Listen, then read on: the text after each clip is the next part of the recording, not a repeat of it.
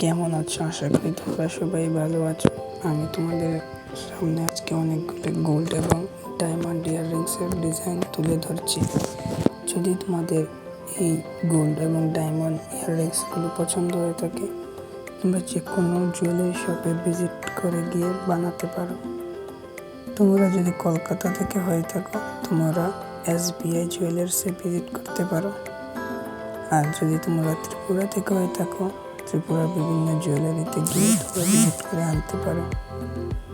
যদি তোমাদের এই ডিজাইনগুলো পছন্দ হয়ে থাকে, আমার চ্যানেলটি সাবস্ক্রাইব করে আমার পাশে থাকবে। তো তোমরা ভিডিওটি এনজয় করতে থাকো।